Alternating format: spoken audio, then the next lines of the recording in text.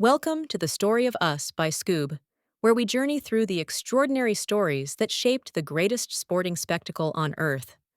I'm your host, Madison Reed, and today we're diving deep into the fascinating evolution of the Olympic Games, from their ancient origins to becoming pawns in global politics. What you're about to hear isn't just about sports, it's about nationalism, gender equality, political intrigue, and the relentless human spirit that refused to let an ancient dream die.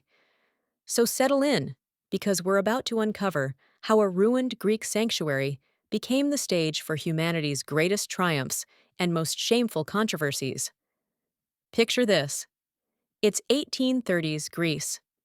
The country has just broken free from Ottoman rule, and among the rubble of a newly independent nation, a poet named Panagiotis Soutsos is writing something revolutionary.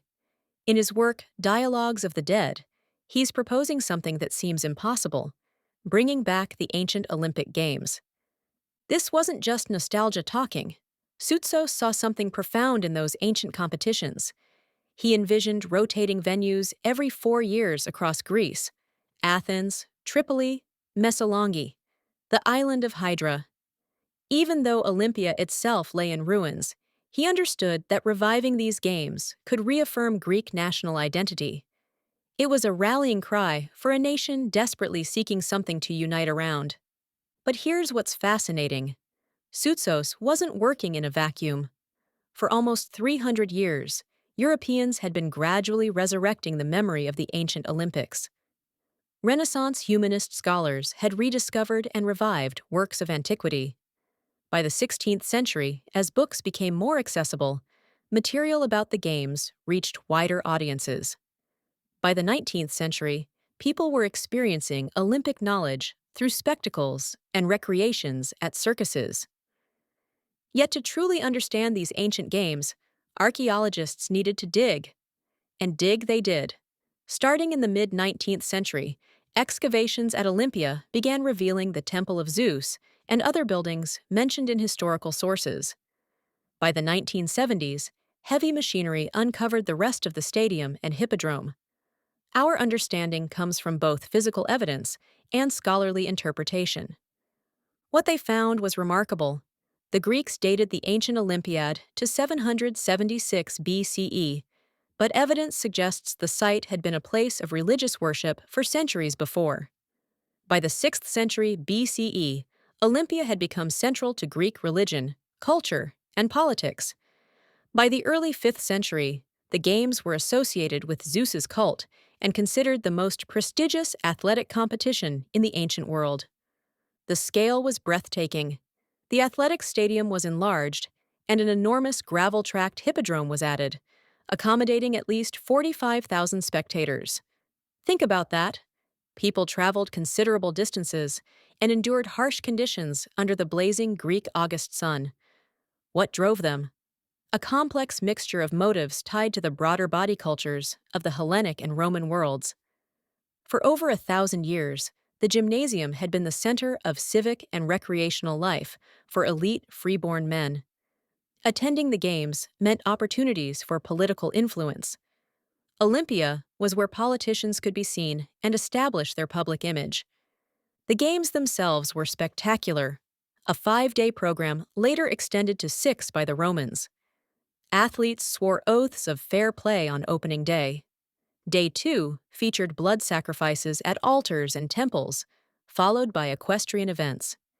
Day 3 was for the pentathlon. Day 4 honored the festival of Pelops with large-scale oxen slaughter and boys' contests. Day 5 brought running and fighting events back to the stadium. The final day celebrated champions with parades, ceremonies, and sacred feasts. But then it all ended. Most histories associate the Games' demise with Roman Emperor Theodosius I's 392 CE edict targeting pagan practices. The Games likely dwindled gradually rather than dying overnight. Some suggest they finally expired under Theodosius II around 436 CE. Over the next 2 centuries, earthquakes and flooding damaged the site further. By the time of Byzantine chronicler George Kadrenos in the 11th century, Even the famous statue of Zeus had been moved to Constantinople, where it eventually perished in a fire. For over 1,000 years, the Olympic Games survived only in memory and words. Until that Greek poet dared to dream of their return. Fast forward to autumn 1892. Paris. A determined Frenchman named Pierre de Coubertin stands before an audience at the Sorbonne. He's part of a three-speaker celebration for the 5th anniversary of the USFSA. While his colleagues discuss ancient sports and medieval chivalry, Coubertin has something revolutionary in mind: international competitions. His vision? Sports could foster unity and peace globally. The audience applauds, but they don't truly comprehend what he's proposing. They have no idea they're witnessing the birth of the modern Olympic movement. Coubertin doesn't give up. In 1893, when amateur walking champion Adolphe de Palaiseau suggests the USFSA host an international conference on amateur sporting issues, Coubertin sees his chance. He proposes that reviving the Olympic Games be part of the discussions. Again, his attempts to gain international support fall flat. But here's where Coubertin's genius shows. He's not just a dreamer, he's a strategist. He assembles a congress with Baron de Courcelles, a former ambassador to Berlin, as figurehead. Before the meeting in May 1894, he's busy securing allies, including Greek Prince Constantine and writer Dimitrios Vikelis, to argue for Athens hosting the revival. It works. The Congress confirms the first games will take place in Athens in 1896, then Paris in 1900. A diverse list of sports is proposed, and a permanent committee is established with Vikelis as president and Coubertin as secretary general. But victory comes with obstacles. The Greek government opposes hosting the games. Despite facing opposition at every turn, Coubertin effectively sets up the organizing committee for the 1896 Athens Games. His brief stay in Olympia suggests his vision was already crystallized. The 1896 Athens Games finally happen, attracting a small cross-section of elite male athletes from the urban, industrialized world. The technical standards vary significantly.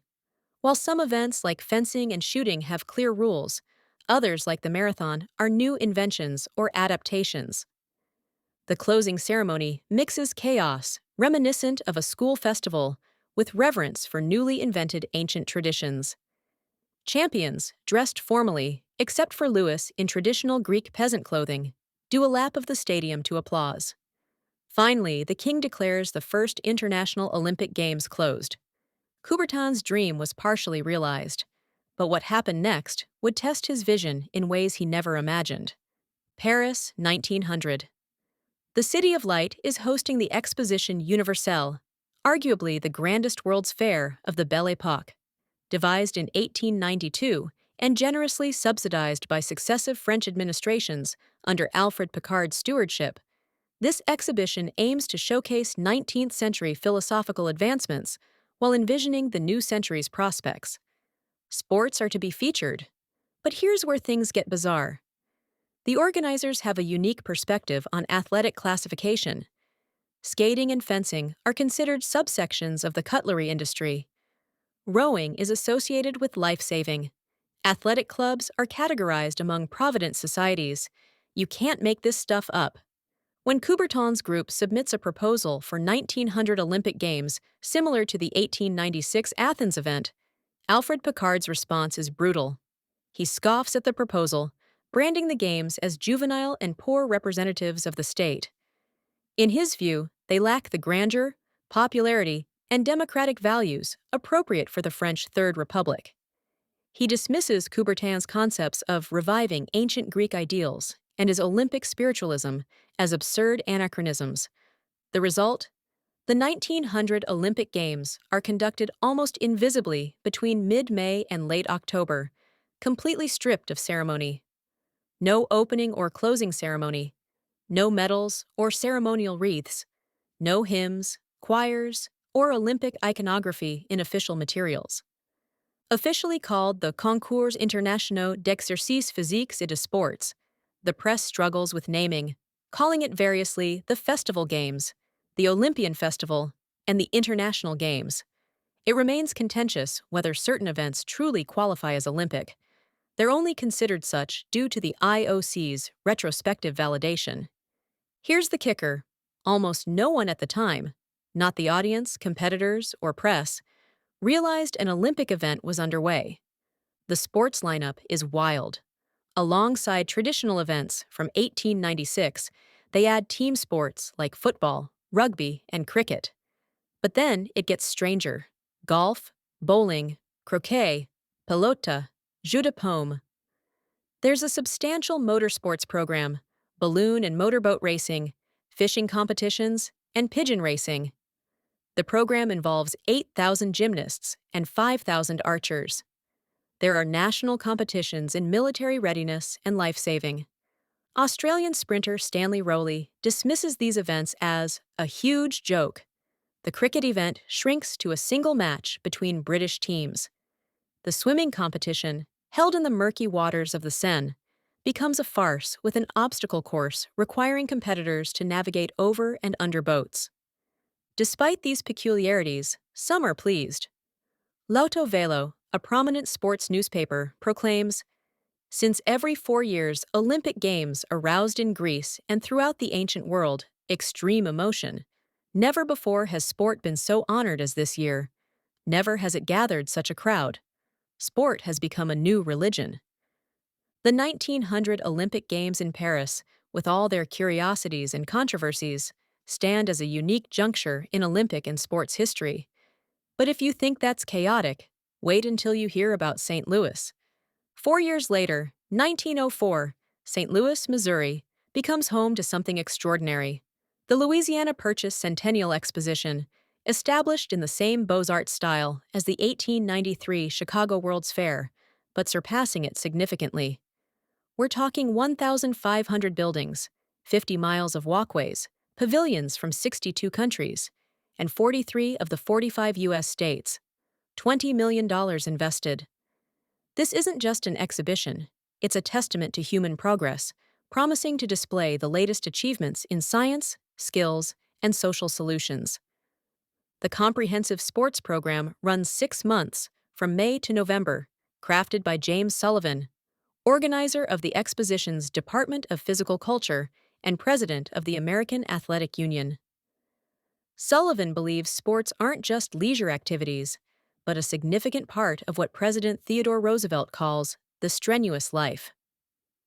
Here's the philosophy: since the American frontier is no longer available as a testing ground for manly virtues and physical strength, sports and outdoor activities must fill this gap. Through commitment to sports by every American, employing scientific knowledge, medical advancements, and administrative practices, the nation could raise a generation of healthy sportsmen. Sullivan's sports spectrum is incredibly broad: Missouri Schoolboy State Championships, YMCA National Championships, intercollegiate basketball and baseball tournaments, Gaelic sports days, exhibitions of turnen and so-called gymnastics, plus traditional sports like golf, archery, croquet, swimming, lacrosse, and fencing. The IOC-recognized Olympics mostly occur between late August and early September, largely in the compact, unadorned Francis Field Stadium and Gymnasium at the University of Washington campus. These facilities sit in a small corner of the exposition grounds, behind the popular aeronautical concourse. Aquatic sports take place in an artificial lake by the Palace of Agriculture. The opening ceremony? Lost in obscurity. It begins with an interscholastic meeting in May. Exposition Organizing Committee Chair David Francis and Secretary of State John Milton Hay simply walk from field to grandstand box as the Star-Spangled Banner plays. Then races start. The actual Olympic program in August isn't much different. Francis walks past athletes with Sullivan, the band plays, and competition begins. 687 athletes participate, with 526 Americans and 56 Canadians dominating. Around 100 participants from beyond North America represent Britain, Cuba, Germany, Austria, Greece, Hungary, and Switzerland. Athletes from France, Italy, Scandinavia, Asia, and Africa are conspicuously absent. Unsurprisingly, Americans bag 70 of 94 gold medals. Boxing, cycling, tennis, and roque podiums are American-dominated. Football and lacrosse see only American and Canadian teams. But here's where it gets disturbing. The crowd presence at most events is slim, press coverage nearly non-existent, but the Department of Anthropology's model Indian School sporting program gathers substantial attention. Students participate in boxing, track and field, and baseball, providing a sanitized look at traditional life while showcasing education's role in integration and control. The distinctive and shameful element is Anthropology Days. The Department of Anthropology provides a distorted look at tribal games, pitting indigenous peoples' cultures against more civilized cultures in sporting events. These games misrepresent these populations' capabilities, supporting a flawed racial hierarchy by contrasting savage versus civilized athleticism. And then there's the marathon, the event's high point, or perhaps low point. 32 runners start, only 14 finish. Contributing factors: temperatures over 35 degrees Celsius, humid conditions, dusty rocky roads, and fresh water available only 12 miles into the race. Fred Lors reaches the stadium first, but is disqualified for hitching a truck ride partway. Thomas Hicks enters second, severely dehydrated. His coach, Charles Lucas, refuses water, instead giving him a dangerous mix of strychnine, alcohol, and egg whites. Hicks luckily finishes, unlike two American water polo team members who die 6 months later, likely from typhoid contracted from the polluted exhibition lagoon. The 1904 Olympics reflected their era's societal values, but change was coming, and it wouldn't come from the men running the show. While we've been following the men who shaped the early Olympics, there's a crucial story that's been largely erased from history: the story of women who refused to accept their exclusion and created their own games. This is the tale of Alice Milliat and one of the most important acts of political resistance in sports history. The Olympics reflected the gender and class dynamics of their time, systematically excluding marginalized groups. But this discrimination sparked something powerful: the development of new athletic competitions marked by principles of equality. The exclusion was blatant. In 1914, the IOC passed a resolution preventing women from participating in track and field. Women were only allowed in fencing and swimming, despite the games being supposedly predicated on equality. IOC founder Pierre de Coubertin was openly against full women's participation. Enter Alice Milliat, a French athlete and activist who refused to accept this discrimination. Following the 1920 Antwerp Games, where women were again excluded from track and field, Milliat founded the Fédération Sportive Féminine Internationale, FSFI, on October 31, 1921. The FSFI served as an alternative to the male-dominated Olympics, organizing Women's Olympics from 1922 until 1934 in various European cities. Athletes came from North America, Western Europe, and Japan. But Milliat was strategic. She allied with J. Sigfrid Edström, a Swedish IOC official who, with Coubertin's support, had founded the International Amateur Athletic Federation, IAAF, in 1912. The Women's Olympics had to be renamed the Women's World Games when the FSFI decided to come under IAAF jurisdiction. This was strategic maneuvering toward their ultimate mission: full women's participation in the Olympics. The first Women's Olympics in Paris, 1922, were a massive success. Over 20,000 people attended, with athletes from 5 countries competing in 11 events. That's more than double the track and field events the IOC subsequently approved for women at the 1928 Olympics. The success continued. The 1930 Games in Prague attracted over 200 top-tier female athletes from 17 countries. The FSFY grew from 5 to 30 member countries. But success brought its own challenges. The male-led establishment began marginalizing the FSFY while simultaneously co-opting their innovations.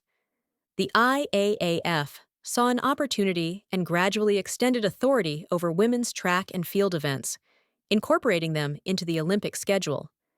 In 1936, FSFI made a final stand, demanding the IOC provide a full program of events for women, along with fair representation. These demands were rejected, and FSFI folded, despite having served a crucial role in women's sports. But their activism worked. The IAAF decided to include women's track and field events at the 1928 Amsterdam Olympics. More women's events have regularly been staged since. However, the debate over which sports were suitable for women continued, revealing ingrained bias. Take Avery Brundage's remarks about limiting Olympic sports for women. He likened women's participation in strenuous sports, like shot put, to inappropriateness. His views were echoed by media and professionals like Dr. Frederick Rand Rogers, who advocated for less strenuous sports for women, shielding sexism under scientific reasoning. By the late 1950s, opinions ranged from complete elimination of women's sports for cost-cutting and maintaining femininity to gradual acceptance of women's involvement in suitable sports. Despite these patriarchal viewpoints, women's Olympic participation continued rising, with countries without strong Olympic histories joining the Games. The enhanced inclusion was primarily due to the Soviet Union's strategic use of sports as soft diplomacy during the Cold War. This led not only to increased female participation, but also to alternative platforms like the Workers' Olympiads, providing opportunities for previously marginalized athletes. Alice Milliat and her colleagues revolutionized politics by working both inside and outside power corridors. They pressured the men controlling the Olympics to endorse breakthroughs for women in sports. The path was steep, with many administrators harboring skepticism against women's sports, but their persistence changed everything. By 1952, the Olympics had become something George Orwell might have recognized: orgies of hatred, where nationalistic fervor displayed itself in vehement ways. The Cold War had arrived, and the Olympics would never be the same. Russia initially distanced itself from the Olympics, considering it bourgeois activity, but by the 1940s expressed strong desire to rejoin. The 1952 Helsinki Games marked the Soviet Union's return after an absence initiated by Lenin's revolution. In the thick of the Cold War, the Olympics became a battleground for opposing systems to showcase supremacy. The IOC's decision to reintegrate the USSR in May 1951 was seen as the Olympic spirit's victory over anti-communism. Even Avery Brundage, a vocal communist critic, backed Soviet re-entry, despite privately believing communism would ultimately fail due to humanity's innate quest for freedom. The Soviets considered their Olympic reinstatement an affirmation of their global relevance. Meanwhile, anti-Soviet hysteria in the United States manifested in perceived rivalry, where Russians aimed to snatch Olympic medals from Americans. The media evaluated Olympic performance as commentary on the larger war between the free world and communists, capitalism and socialism. Soviet introduction resulted in a noteworthy intensity increase. At 1952, Helsinki, new Olympic records were established in all women's track and field events, except high jump, with 21 Olympic and 3 world records broken in men's track and field. This was symbolic contest for superpower dominance. Media and officials became preoccupied with point totals, utilizing different systems, yielding contrasting results. This intense competition focus meant goodwill was often overshadowed, notably by the USSR's refusal to allow Olympic torch relay passage through its territory. Astute observers noted increasing event commodification as organizers sold service rights to multiple businesses. 1956 was significant for the first New Left movement formation, as cultural theorist Stuart Hall identified. The British and French Suez Canal invasion and USSR's ruthless Hungarian Revolution suppression revealed structural violence underpinning Western imperialism and Stalinism. Coincidentally, 1956 was crucial for Olympics. For the first time, Games were held in the Southern Hemisphere: Melbourne, Australia, illustrating the inherent northern bias in summer and winter game divisions. Melbourne Olympics were affected by international political developments, including the same aggressive acts fueling new left emergence. Egypt, Iraq, Lebanon, the Netherlands, Spain, and Switzerland boycotted due to Suez and Hungary crises. Amid conflicts and political boycotts, the IOC attempted convincing the world to let games continue, with Brundage arguing for sports as international cooperation realm separate from political challenges. Tensions ran high, culminating in a fiercely violent Hungary versus Soviet Union water polo match, where the pool ran red with blood by match's end. Another major controversy involved Chinese representation between the People's Republic of China, PRC, and Taiwan. The PRC withdrew from Melbourne over Taiwan's IOC recognition dispute beginning in 1949, resulting in a controversial two-China issue. Despite contentious history of Taiwan's exclusion and China's withdrawal and re-entry, by the late 1970s, the PRC was reinstated as the Chinese Olympic Committee, and Taiwan was renamed Chinese Taipei Olympic Committee. This ordeal caused significant IOC turmoil, drawing many detractors with accusations of political incompetence and favoritism, highlighting underlying political issues often marring Olympic spirit essence. The Olympics had become a stage where global superpowers played out their rivalries, where medals counted as much as missiles in the propaganda war, and where the ancient Greek ideal of peaceful competition was buried under layers of political maneuvering. From the ruins of ancient Olympia to the Cold War's arenas, the Olympics have always reflected our noblest dreams and darkest contradictions. We traced a poet's revival, Coubertin's reinvention, Alice Milliat's defiance, and the game's transformation into a global stage where politics, pride, and progress collide.